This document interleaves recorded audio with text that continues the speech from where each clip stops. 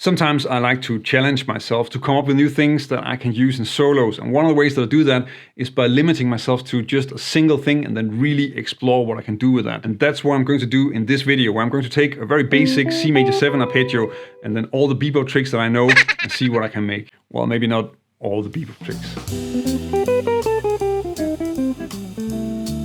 Of course, you want to explore the beautiful vocabulary of the great players and then use that to make your own licks. This is classic bebop, a major 7 arpeggio followed by a descending chromatic run. This is all over Charlie Parker and George Benson solos. This specific example is really just a variation of a Parker line that he plays on Au Prévave. And an interesting side note here is that Parker is kind of old school. He plays F major 7 on an F blues, especially in bar 6. There are quite a few examples of this, and that's also a great sound to explore. Now, of course, this is coming from blues first being just triads, so in this case F, B flat and C, then probably major 6 chords before we started getting into using the dominant chords that we're used to today. And I think this is a great reminder that you should not just always reduce songs to chord symbols, because we lose something in the process. But I'm curious what you think. As I said, Charlie Parker does this very often, and another great variation is this example from his solo on Now's the Time. But you don't want to only play ascending melodies with arpeggios, so before we make it really complicated, let's try a descending version. With this example, I really love how you can really bring out that chromatic leading note by sliding into the resolution. Here it sounds great, and it also helps you get away with a fairly harsh leading note that's really on beat 1. And as you can hear, the descending 8th note triplet sounds great for the arpeggio as well. To me, whether something is bebop is probably more about how the melody floats than what notes are being used. I'll give you a more detailed example of that later in the video. When you're creating lines with a certain type of arpeggio, like this C major 7, then it's also a test of what you can do with the other things that you know. In this example, the line is really just a C major 7 arpeggio and a scale run, but I'm adding a few chord tones to make the scale run a little bit more interesting. The original scale run would just be this. And then I'm adding some C major 7 chord tones on offbeats just to make the line pop more and make it more interesting.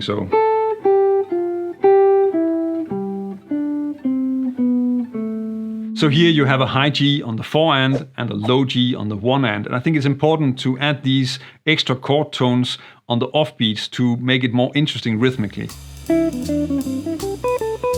Combining arpeggios is a great way to make interesting melodies, and a bonus with the C major 7 is that you can also just use the upper part of that chord, which is an E minor triad. That's what I'm doing in this example, and triads are incredibly strong melodies. Another great option is to add more complicated and interesting chromatic enclosures, as you'll see in the next example. I keep talking about bebop, but when is something bebop? So to me, the type of melody in the examples are bebop oriented, which I think mostly means that the melody has direction and follows the harmony. In bebop, you're finding creative ways to spell out the changes and create beautiful flowing melodies, but you can easily play licks with the same material that are not like this at all, and they can still sound great, like this. In this lick, the A minor 7 line only uses C major 7 arpeggio notes, similar to what I'm doing in the other examples, but it doesn't really sound like a bebop melody, mostly because it's skipping around more wildly, and the melodies don't have as much forward motion or as much direction. Here I have a chromatic enclosure that is targeting the B, and follow this with the descending arpeggio, creating a great line. You could also see the entire descending melody as an A minor 9 arpeggio, but you don't need to only add the chromatic phrases before or after the arpeggio. They fit in the middle as well. This line is really just a C major 7 arpeggio where I'm adding 2 chromatic phrases. You start with a C major 7 arpeggio, then on the 3rd, the E, you add an enclosure, which is a scale note above, so F, and a chromatic below, D sharp, so you have.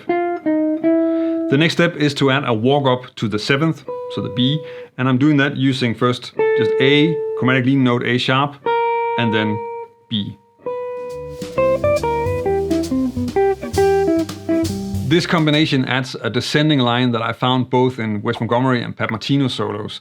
And actually I have the impression that this is really a Parker lick, but I can't remember where I heard it. If you know which Parker solo this is from, let me know in the comments. The rhythm is an example of playing groups of 3 eighth notes, which is both an important sound in jazz and a great way to change things up. Of course, the C major 7 doesn't have to be the one chord in the progression.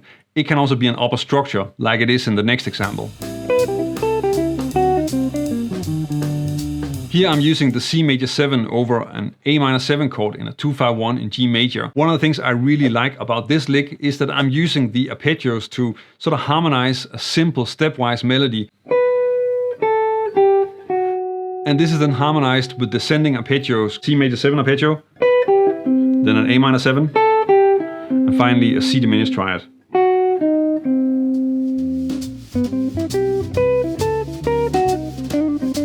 A great way to not only have lines that are moving from target note to target note is to add some pedal point melodies, as I'm doing in this example, where the E in the C major 7 arpeggio becomes a pedal point, with the G, the B, and the A forming the melody above it. Another way to make the lines more interesting is to use phrasing, and to me a master of that was Wes.